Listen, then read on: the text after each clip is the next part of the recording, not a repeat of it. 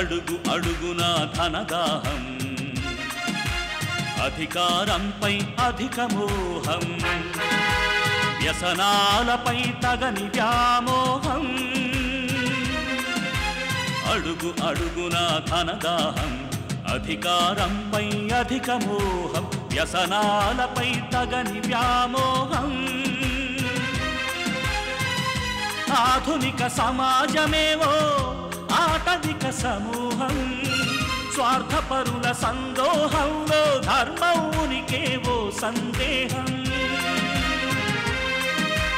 మనసున్న మనిషికి ప్రతి నిమిషం ఎదురయ్యేను ఓ పద్మవ్యూహం, పద్మవ్యూహం, పద్మవ్యూహం.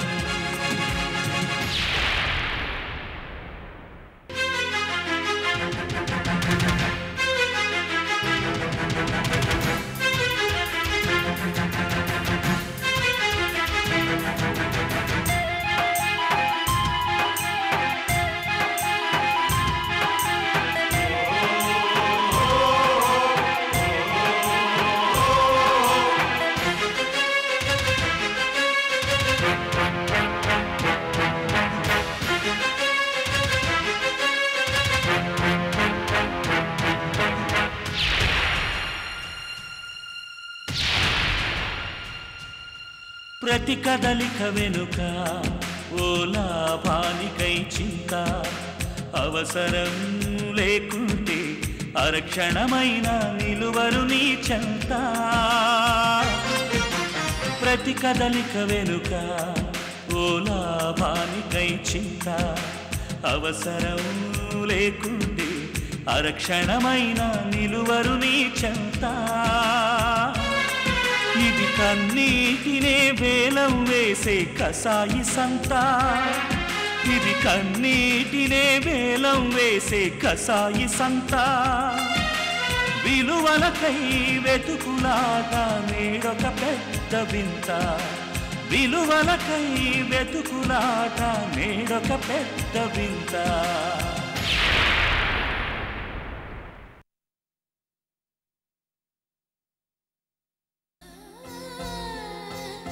శారదా, అబ్బబ్బబ్బబ్బబ్బబ్బా, తిరిగి తిరిగి కాళ్ళు అరిగిపోయాయి అనుకో. అమ్మా, ఉదయాన్నే ఎక్కడికెళ్ళారండి? మర్చిపోయావా శారదా? రేపు మనం ఇల్లు ఖాళీ చేయాలి. మా ఫ్రెండ్ ఒకతను ఇల్లు చూపిస్తానంటే వెళ్ళాను. అబ్బో, అద్దె ఇంటికని వెళితే రెంట్లు, అడ్వాన్సులు, కరెంటు, వాటరు, ఇంట్లోకి రావాలంటే వెళ్ళాలంటే టైమింగ్స్, వాళ్ళు పెట్టే terms and conditions. My God, అద్దె కొంపలో ఉండాలంటే ఆల్మోస్ట్ వాళ్ళ చెప్పు చేతల్లో ఉన్నట్టే. రియల్లీ గ్రేట్ హెల్. నేనైతే ఒక్క క్షణం కూడా ఉండలేననిపించింది. అవన్నీ మీరు తట్టుకోలేరని నాకు తెలుసండి. నాకు మీరు ముందే చెప్పుంటే మిమ్మల్ని వెళ్ళనిచ్చేదాన్ని కాదు. నేను మన కోసం ఒక ఇల్లు చూసే ఉంచాను. మీరింటి విషయాలు పట్టించుకోకండి. ఇంతకాలం మనం అనుభవించిన జీవితానికి ఇప్పటి జీవితానికి చాలా తేడా ఉంటుంది. ఎక్కడ పొత్తు కుదరదు. ఇవన్నీ మీరు భరించలేరు. అందుకే అద్దెంటి పని నేను చూసుకుంటాను, కానీ మీరు మీ వ్యాపార ప్రయత్నాల్లో ఉండండి. నా భర్త ఇప్పుడు ఆ స్థాయిలోనే ఉండాలి. ఆయన అలాగే బ్రతకాలని నేను కోరుకుంటాను. కాబట్టి ఇంటి విషయాలు నాకు వదిలేసి మీరు నిశ్చింతగా ఉండండి. నా ఈగోని, అహంకారాన్ని ఇంకా నువ్వు క్షమిస్తున్నావా శారదా? లేదండి, వాటిని ఆత్మాభిమానంగా మార్చుకొని తొందరలోనే మీరు పైకెదగాలని కోరుకుంటున్నాను. ఇంతవరకు జరిగిన నష్టాన్ని, అవమానాన్ని భరించాను, కానీ ఈ ఇల్లు వదిలి వెళ్లాలన్న ఆలోచనే ఊహించుకోలేకపోతున్నాను. జీవితంలో సగం పైగా ఈ ఇంట్లోనే గడిపాం. ఆశలు, ఆశయాలు, ఆనందాలు ఒకటా రెండా? ఈ ఇంట్లో ఎన్ని అనుభవాలు! ఎందుకో శారదా, ఈరోజు పిల్లలు మరీ మరీ గుర్తుకొస్తున్నారు. వాళ్ల బాల్యం, చిన్ననాటి ముచ్చట్లు, చేసిన అల్లర్లు, సందడిగా వాళ్ళు ఇంట్లో తిరుగుతుంటే మనం పొందిన ఆనందం, కళ్ళ ఎదురుగానే వాళ్ళు పెద్దవాళ్ళైన తీరు, అన్నీ అన్నీ నా కళ్ళ ముందు తిరుగుతున్నాయి శారదా. ఇప్పుడు వాళ్ళు లేరు. రేపటి నుంచి ఈ ఇల్లు కూడా ఉండదు శారదా. ఇక్కడ మనం గడిపిన ప్రతి క్షణం ఈ ఇంటితో మన అనుబంధాన్ని విడదీయలేనంతగా పెంచింది. అలాంటి ఈ ఇల్లు వదిలి వెళ్లే బదులు ఆ జ్ఞాపకాలతో ఇలాగే ఇక్కడే చనిపోవాలనిపిస్తోంది. వద్దండి, అలాంటి మాటలొద్దు. మీ నుండి అలాంటి మాటలు వింటే నాకు ఇష్టం ఉండదు. లేదు శారదా, నిజమవుతుందనుకున్న నా కల తెల్లారితే కళ్ళ ముందు చెదిరిపోవడాన్ని, ఆ జ్ఞాపకాలు చెరిగిపోవడాన్ని నేను జీర్ణించుకోలేకపోతున్నాను. ఊరుకోండి, ఈ ఇంటిని మాత్రమే మనం వదిలి వెళ్తున్నాం. ఈ ఇంటిని మనకి దూరం చేయగలరేమో కానీ మన జ్ఞాపకాల్ని మన్నించి దూరం చేయలేరు. ఇవన్నీ ఆలోచించక ముందు స్నానం చేసిరండి, టిఫిన్ చెదురుగాని.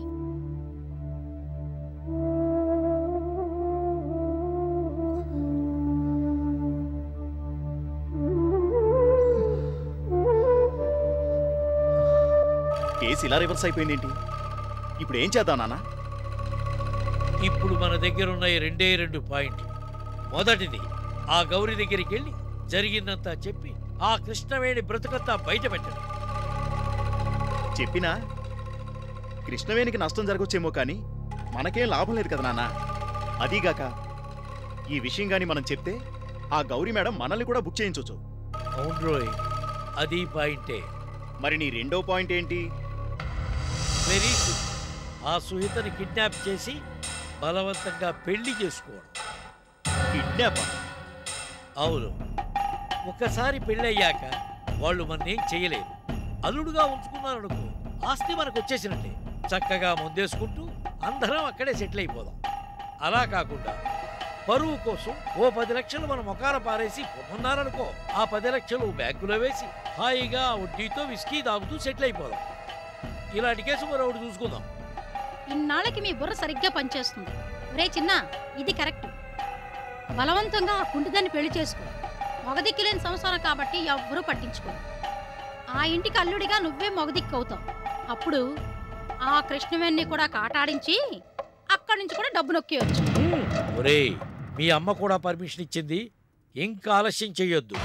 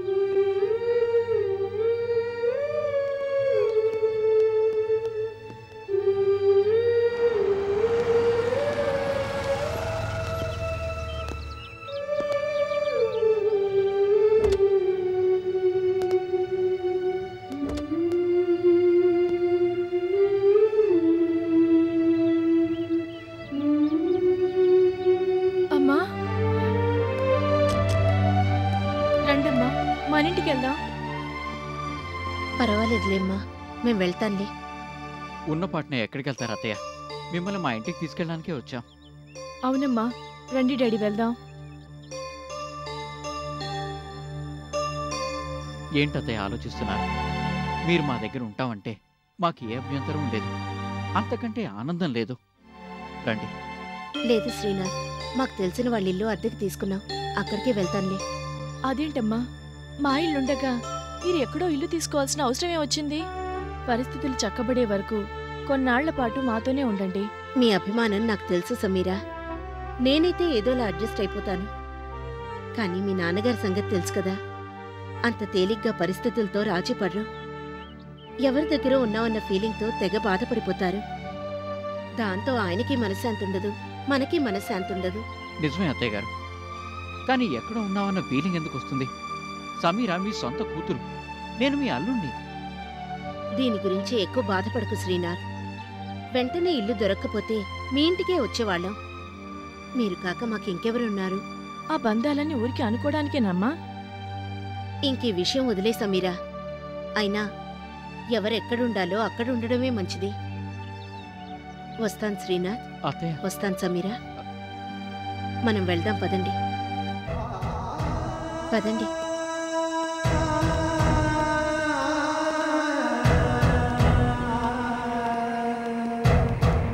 ఆటో.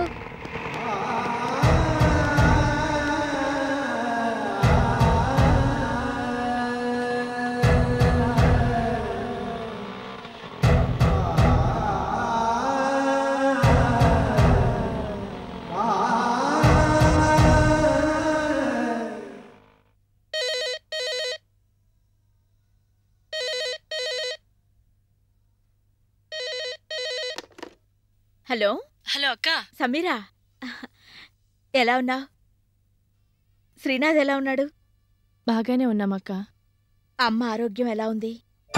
బాగానే ఉంది, కానీ వాళ్ళ పరిస్థితే బాగోలేదు. ఈ మధ్య అమ్మ వాళ్ళింటికి వెళ్ళావా? ఇంకా వాళ్ళకి ఇల్లెక్కడుందక్క? అదేంటి? చెప్తూ చేసి అప్పుల వాళ్ళు తీసుకున్నారు. అమ్మని నాన్నని బయటికి పంపించేశారు. వాళ్ళిప్పుడు వేరే చోటు ఉంటున్నారు. ఏంటి సమీరా నువ్వంటున్నది? అయిన వాళ్ళు ఇంతమంది ఉండి అమ్మ వాళ్ళు వేరే చోట ఉండాల్సిన అవసరం ఏమొచ్చింది? ఇల్లు ఖాళీ చేయాల్సిన పరిస్థితి వచ్చిందంటే అమ్మని బతిమాలైనా మా ఇంటికి తీసుకెళ్లేదాన్ని. నువ్వైనా గట్టిగా చెప్పాల్సింది సమీరా. ఎంత చెప్పాలో అంత చెప్పామక్క. మా ఇంటికి రమ్మని ఎంతగానో బతిమాలాము, కాని ఎంత చెప్పినా అమ్మ రానంది. మనం తీసుకెళ్దాం అనుకున్నా మీ నాన్నగారిని ఒంటరిగా వదిలి ఎట్టి పరిస్థితుల్లోనూ అమ్మ మనతో రాదు సమీరా. అది నిజమేనక్క. మనం ఇంతమంది ఉండి వాళ్ళ పరిస్థితి చూసి బాధపడ్డం తప్ప ఏమీ చేయలేకపోతున్నాం. శ్రీనాథ్ కూడా అదే బాధపడుతున్నాడక్క. అమ్మని కలవడానికి నువ్వు పాతింటికి వెళ్తావేమోనని ఈ విషయం చెప్పడానికి ఫోన్ చేశాను. Thank you Sameera. వీలు చూసుకుని నేను అమ్మని కలుస్తాను. ఎక్కడి నుంచమ్మా ఫోను? సమీర దగ్గర నుంచి. అప్పుల వాళ్ళు అమ్మమ్మ వాళ్ళ ఇల్లు ఖాళీ చేయించేశారట. చాలా అన్యాయమమ్మా. మరి అమ్మమ్మ వాళ్ళు ఇప్పుడు ఎక్కడుంటున్నారు? వేరే ఇంటికి మారిపోయారట. ఆ విషయమే సమీర ఫోన్ చేసి చెప్పింది. అదేంటమ్మా, అమ్మమ్మ మనకు కనీసం ఒక్క మాట కూడా చెప్పలేదు. చెబితే మనం ఎక్కడ బాధపడతామోనని చెప్పుండదులేమ్మా. అమ్మమ్మకు ఆ ఇల్లంటే చాలా ఇష్టం కదమ్మా. ఇష్టం కాదు సుహిత, ప్రాణం. నేను కూడా ఆ ఇంట్లోనే కదా పెరిగి పెద్దయ్యాను. అమ్మ మమ్మల్ని అందరినీ ఎలా చూసుకునేదో ఆ ఇంటిని అంత ప్రేమగాను చూసుకునేది. అసలు ఆ ఇంట్లో చేరడమే నా అదృష్టం అనుకుంటాను. అమ్మెవరో తెలియని నాకు ఆ ఇల్లు అమ్మ ఒడే అయింది. తన పిల్లలతో పాటు సమంగా ప్రేమని అభిమానాన్ని పంచి ఇచ్చింది అమ్మ. కష్టం విలువ, కన్నీటి విలువ తెలిసిందక్కడే. ఆలతో పాటు ఎన్నో జీవిత పాఠాలు నేర్చుకున్నది అక్కడే. రేఖ నన్ను అసహ్యించుకునేది, ప్రతి క్షణం అవమానించేది, తన మాటలతో చేతలతో మానసికంగా హింసించేది. అయినా ఆ ఇల్లు నాకు ఓ చేదు అనుభవంలా కాకుండా తీపి గుర్తులా, అందమైన జ్ఞాపకంలా మిగిలిపోయిందంటే దానికి కారణం అమ్మ. ఆ ఇంటితో అమ్మలాగా నాకు అంత అనుబంధం ఉంది. పాపం, ప్రాణానికి ప్రాణంగా ప్రేమించే మనుషులే కాదు, ఇల్లు కూడా అమ్మకి దూరం అయిపోయింది. సహాయం చేయగలిగే స్థితిలో ఉండి కూడా ఏమీ చేయలేకపోతున్నాం. ఇంతకన్నా దురదృష్టం ఏముంటుంది? నిజమేనమ్మా. అమ్మమ్మకి ఆ ఇంటితో ఉన్న అనుబంధం గురించి చెప్తుంటే కొత్త ఇంట్లో ఏ ఇబ్బందులు పడుతుందో. నేను వెళ్ళి ఒకసారి అమ్మమ్మని చూసి వస్తాను. అలాగే సుహిత, తప్పకుండా వెళ్ళిరా. నువ్వు వెళ్తే అమ్మ ఎంతో సంతోషిస్తుంది.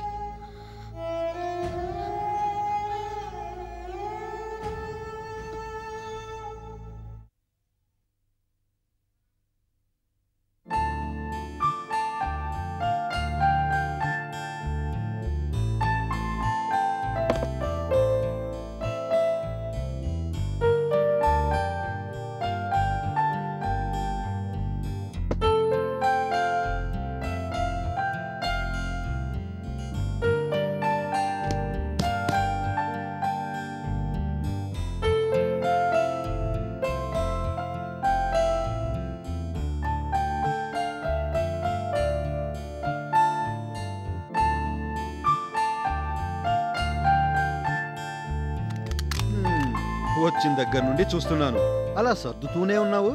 సర్దినవే మళ్ళీ మళ్ళీ సర్దుతున్నావా ఏంటి? అదేంటండి అలా అంటారు? లారీలో తెచ్చి ఎక్కడ సామాన్లు అక్కడ పడేసి వెళ్ళిపోయారు వాళ్ళు. సర్దుకోకపోతే ఎలా? ఏది కనపడకపోయినా అదేది ఇదేది అని మళ్ళీ మీరే అరుస్తారు. అదేం కాదులే గాని ఇల్లు శుభ్రంగా ఉండకపోతే నీకు నచ్చదు, అందుకనే సర్దినవే మళ్ళీ మళ్ళీ సర్దుతున్నావు. అయినా రాజభవనం లాంటి అంత పెద్దింటినే ఒంటి చేత్తో సర్ది అద్దంలా ఉంచేదానివి. ఇప్పుడు ఈ పిచ్చుకు కూడా నీకో లెక్క. పిచ్చుగూడైనా పొందిగ్గా ఉంది కదండి. నాకైతే ఇల్లు చాలా బాగా నచ్చింది. హాయిగా ప్రశాంతంగా ఉంది. ఇంటి విషయంలో నేనెక్కడ బాధపడతాను అని నువ్వు నచ్చింది అంటున్నావు, అవునా? అలా అని ఎందుకు అనుకుంటున్నారు? ఎంత చెట్టుకు అంత గాలి అని. మనిద్దరికీ ఈ ఇల్లు చాలు. అంత పెద్దింట్లో మీరే గదిలో ఉన్నారో కూడా తెలియనట్టుగా ఉండేవారు. ఒక్కోసారి వెతుక్కోవాల్సి వచ్చేది. ఇక్కడ అలా కాదు. ఎక్కడి నుంచి చూసినా శ్రీకృష్ణుడి విశ్వరూపంలా మీరే కనబడుతున్నారు. అది నాకు చాలా ఆనందంగా ఉంది. నువ్వెన్ని చెప్పినా అంత పెద్దింట్లో ఉండొచ్చిన నాకు మాత్రం ఈ ఇంట్లో ఉండాలంటే ఊపిరాడనట్టుగా ఉంది. కొంచెం అలవాటయ్యే వరకు అలాగే ఉంటుందిలేండి. మంచి వాస్తు, ఈ ఇంట్లో మనం అడుగుపెట్టిన వేళా విశేషం అన్నీ కలిసి మళ్ళీ మనకు మంచి రోజులొస్తాయేమో. అలాగని ఆత్మవంచన చేసుకోమంటావా? వద్దండి, ఆత్మవిమర్శ చేసుకోండి. జరిగిన పొరపాటు మళ్ళీ జరగకుండా చూసుకోండి. అలాగే ఇల్లు చక్కగా శుభ్రంగా ఉంచుకుంటే లక్ష్మీదేవి వస్తుందంటారు. అలా మనకి కలిసొచ్చి మీరు మళ్ళీ బిజినెస్లో నంబర్ 1 అవ్వచ్చు. అయ్యో, మీతో మాటల్లో పడి వంట సంగతే మర్చిపోయాను.